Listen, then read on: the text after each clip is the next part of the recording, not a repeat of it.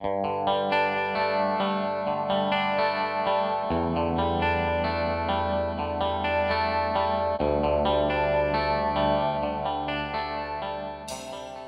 esse aqui vai ser o último vídeo do ano, galera. Feliz ano novo aí pra todos vocês. Espero ver vocês todos ano que vem aqui acompanhando o canal. Mas eu não quero enrolar muito, gente, porque eu preciso logo falar desse livro incrível que eu li. Eu não vejo a hora de começar a falar sobre ele, que é o Silmarillion, do Tolkien, que facilmente se tornou um dos meus livros favoritos da vida. E assim, eu não esperava muito desse livro, gente. Se tornou um dos livros mais lindos que eu já li. Eu sempre tive medo de ler esse livro, né, achando que seria uma história mais arrastada, né, já que ele tem uma narrativa um pouco diferente, mas não.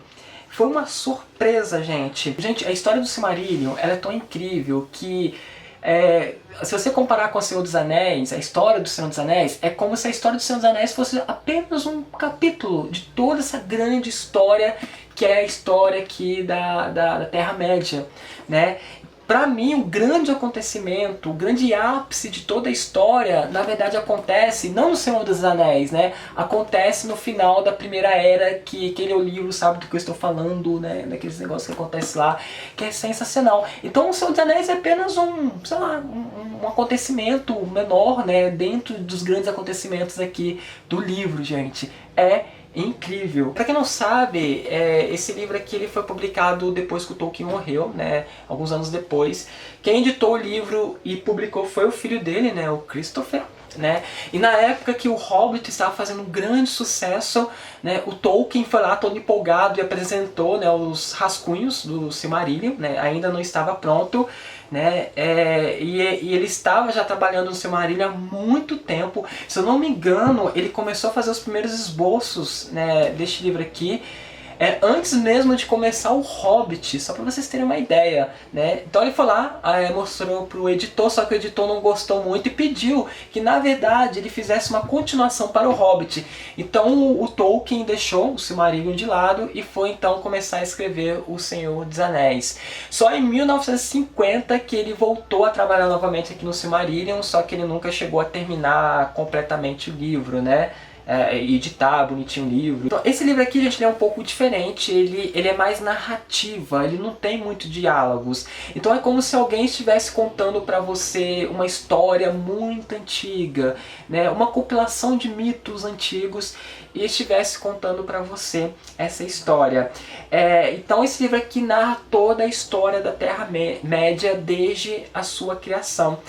Então muita gente compara o início desse livro aqui com o Gênesis da Bíblia. Só que eu vou além, gente. Eu comparo esse livro aqui com a própria Bíblia, porque é um livro extremamente bem escrito. E tem uma escrita assim, elegante, bonita, assim como a própria Bíblia tem, né?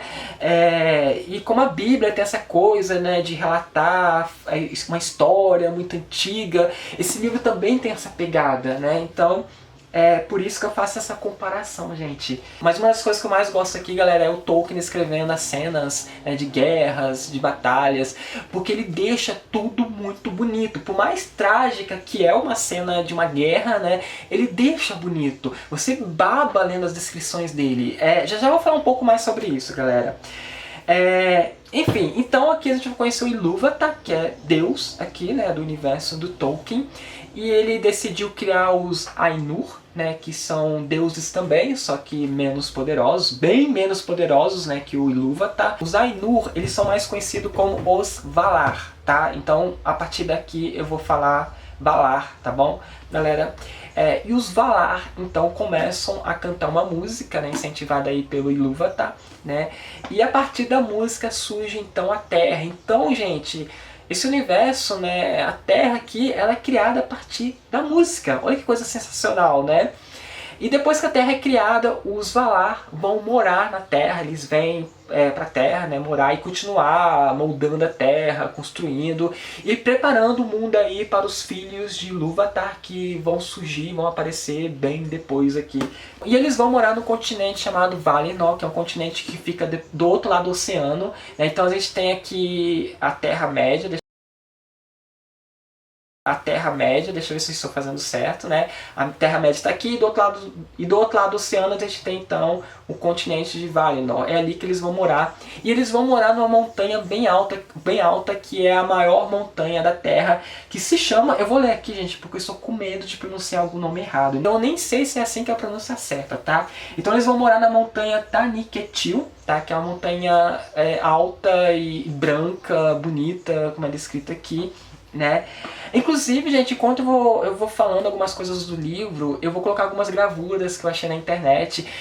Durante a leitura do Silmarillion, né, eu pesquisava, né, alguns nomes, né, alguns lugares, e eu achava algumas gravuras incríveis e eu vou compartilhar aí com vocês essas gravuras, tá? Esse continente, ele vira meio que um continente sagrado, né, como se fosse um paraíso na Terra, devido os deuses morarem lá, né, esses deuses. O que acontece é que um desses Valar, né, que é o Melkor, também conhecido como Morgoth, então sempre eu vou falar aqui Morgoth, tá? Ele nunca se deu bem com esses outros Valar, desde o início ele queria ser o senhor da Terra, né, dominar todos os elfos, né, os homens que iriam surgir posteriormente aqui. Ele queria ser o líder dos Valar, mas ele acaba não sendo, né? Então ele sempre teve inveja dos outros Valar, do continente deles. Então tudo que os Valar construíam, o Morgoth, ele ia lá e destruía, né? E por onde ele passava, ele causava destruição também. E por conta disso, ele teve diversas brigas e guerras com os outros Valar. Ele foi preso, só que depois ele ganhou o perdão dos Valar e voltou a aprontar novamente. E ele foi então se esconder, morar ali na Terra-média, né, onde que ele ergueu a sua fortaleza. E por um longo tempo, os Valar não se preocuparam mais com o Morgoth, deixaram ele quieto lá no outro continente, já que ele estava lá, né, enfim. E eis então que surgem os Elfos, né? Os Elfos é o primeiro povo a surgir aqui na Terra-média. Os homens vão surgir bem depois, tá, galera? E meio que os Valar sentem uma simpatia pelos Elfos. Eles amam os Elfos e chamam os Elfos para morarem ali junto com eles ali no continente de Valinor, né? Então depois de muito convencimento, ele consegue então convencer os Elfos a partirem, deixarem a Terra-média. Eu acho que eu esqueci de falar isso para vocês, mas eles surgem na Terra-média até os Elfos, tá? Então eles partem, deixam a Terra-média, atravessam o oceano e vão morar lá junto com os Valar. E lá em Valinor, os Elfos vão viver muito felizes, muito bem, porque é uma terra sagrada, e os Valar vão ensinar muitas coisas para eles. Eles vão se tornar bastante habilidosos, né, inteligentes também. Aí um desses Elfos, né, que é o Fëanor, eu acho que é assim que a pronúncia é certa, tá, gente? Eu não tenho a mínima... Eu não sei como é que é a pronúncia certa desses nomes, tá? Então me perdoem se eu falar algum nome errado aqui, tá, galera? Depois vocês me corrigem aí nos comentários, ok? Então Fëanor, ele é um elfo que faz parte da linhagem dos Noldor, porque foram 3 grupos que partiram, que deixaram a Terra-média e foram pra Valinor. Ah, eu esqueci de falar, gente, mas alguns elfos continuaram ali na Terra-média, né? Nem todos foram, né, para Valinor, tá? Alguns se perderam ao longo do caminho também, enfim. Então foram 3 grupos que partiram ali para Valinor, né? E um desses grupos eram os Noldor. E o Fëanor, ele pertencia a esse grupo e depois ele se tornou rei, né? Vocês vão ter que ler o livro para descobrir tudo sobre ele, né? Ele se torna extremamente habilidoso em fazer pedras e joias, né? Ele é o primeiro elfo a produzir joias, né? Se não me engano aqui no livro. E o Fëanor, ele tem a ideia de fazer as Silmarils, que são 3 pedras preciosas muito poderosas aqui na história da Terra-média. Vem daí, né, o título do livro, só para vocês entenderem. Ele tem a ideia de colocar dentro dessas pedras preciosas, né, a luz das 2 árvores de Valinor, né? E o que são essas 2 árvores de Valinor? São 2 árvores feitas por um desses Valar, tá? É uma mulher que fez, eu não vou tentar pronunciar o nome dela, porque eu tô com medo de errar. E elas foram feitas para dar a luz, né, no continente de Valinor. Porque aqui, galera, nem o Sol nem a Lua surgiram ainda. Eles só iam surgir bem depois, e a partir dessas 2 árvores, mas aí vocês vão ter que ler o livro para entender. E uma árvore ela brilhava prateada e a outra em dourado, né? Aí o Fëanor, ele prende a luz né, um pouco dessa luz dentro dessas duas pedras. E, gente, não é uma luz comum, tá? Que fique bem claro isso. É uma luz divina, vocês vão entender aqui no livro. Uma luz poderosíssima aqui. E uma coisa muito estranha acontece com essas pedras, né? Toda pessoa que tem essas pedras, né, que acaba possuindo essas pedras, não consegue ficar longe delas. Então, as pedras exercem uma atração na pessoa, né? É uma coisa muito estranha.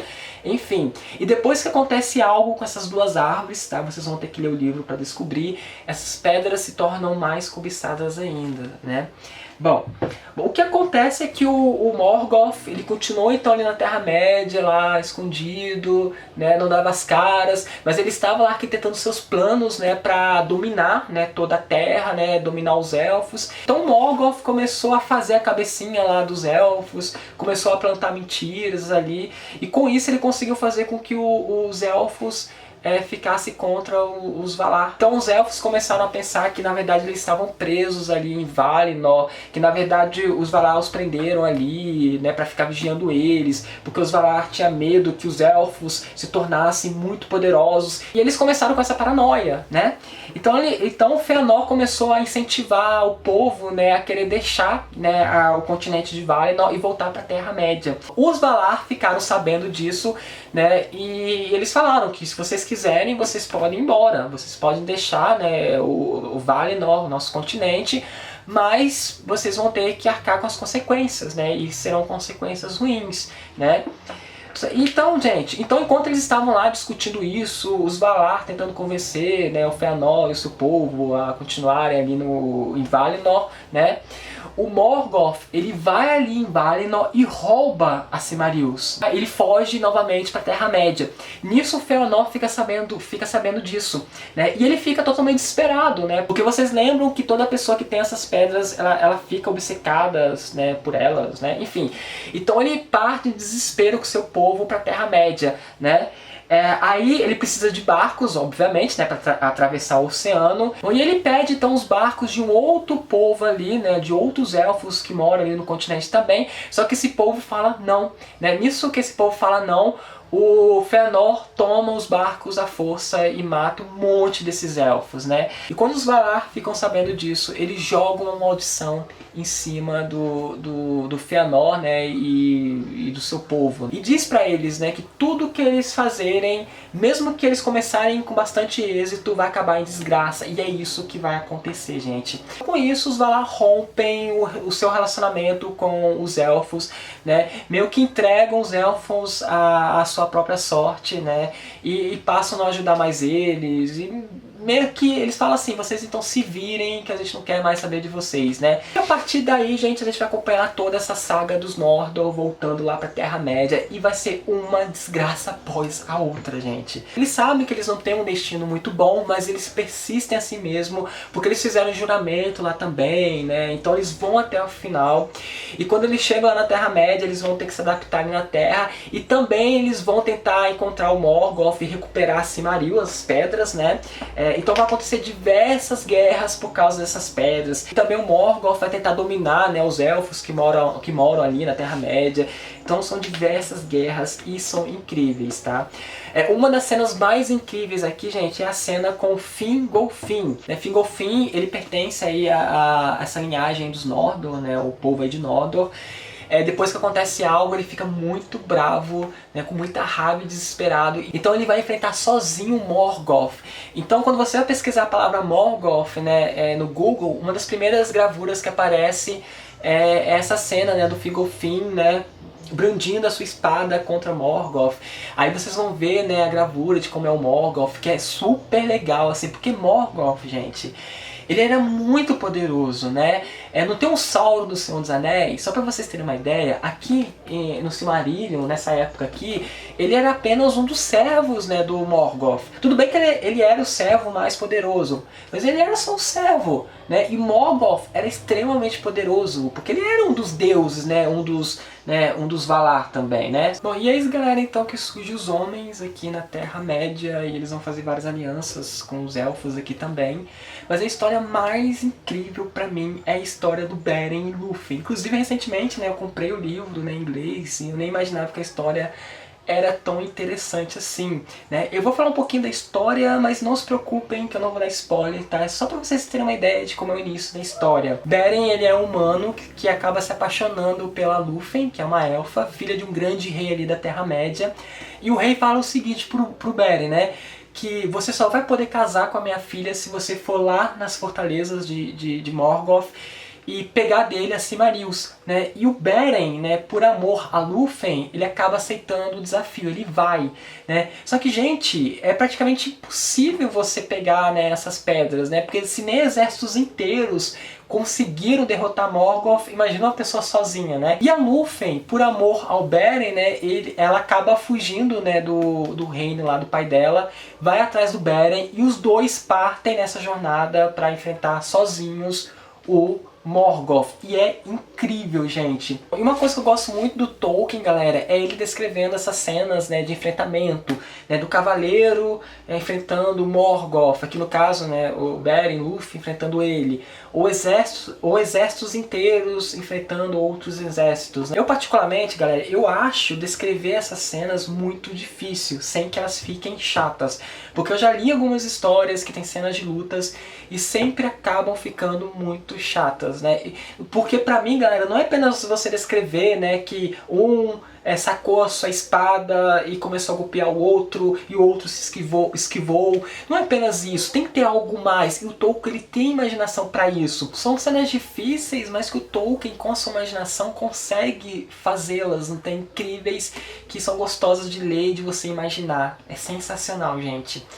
Bom, gente, aí tem muitas outras histórias incríveis aqui, mas eu não vou dar detalhes, né, pra vocês lerem. Esse livro aqui, gente, ele é dividido em 3 partes. Então a gente tem a primeira parte, que é da Primeira Era, né, então a gente tem a criação aqui da Terra, né, da saga aí dos elfos. Depois a gente tem a segunda parte, que vai contar a história dos Númerianos, tá? Que é sensacional também. É um reconto da Atlântida. Aí vocês vão ter que ler para descobrir o que vai acontecer com esse reino aqui dos Númerianos.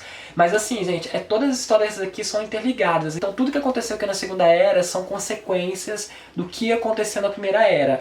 E a gente tem a Terceira Era, né, que é onde se passa a Guerra do Anel, né, onde se passa a história do Senhor dos Anéis, que é incrível também, porque a gente vai conhecer mais a fundo a história do Anel, né? E a minha surpresa foi o Gandalf, porque o Gandalf, ele é um dos meus personagens favoritos, né, do Hobbit e do Senhor dos Anéis. Eu ficava me perguntando aqui, cadê o Gandalf? E a gente vai descobrir aqui também, né, mais pro final do livro, e eu tive surpresas muito grandes, porque eu não imaginava isso sobre o Gandalf, sobre quem ele era, da onde veio. Eu fiquei muito surpreso mesmo, como eu gostaria de uma série feita baseada nisso aqui, gente. Meu Deus, eu sei que eles estavam querendo fazer um filme, mas filme eu não quero, eu quero uma série, né? Uma série bem feita, claro, assim, fazendo jus à obra, né? Se você gostou do Hobbit e do Senhor dos Anéis, pode ter certeza que você vai gostar desse livro. A maioria das pessoas que gostaram do Senhor dos Anéis e do Hobbit acaba achando o Silmarillion melhor ainda que o Senhor dos Anéis, né? Eu acho esse livro ótimo para quem já leu o Senhor dos Anéis há muito tempo e quer reler o Senhor dos Anéis, né? Porque aí você vai, né, conhecer um pouco a fundo de toda a história, o que deve deixar o Senhor dos Anéis mais interessante ainda, né? Então é isso, galera. Feliz ano novo aí novamente pra vocês. Muito obrigado por tudo. Deixa o joinha pra ajudar, galera. Compartilha esse vídeo aqui pro seu amigo aí que não leu ainda o Silmarillion, tá? Até o próximo vídeo e tchau pra vocês.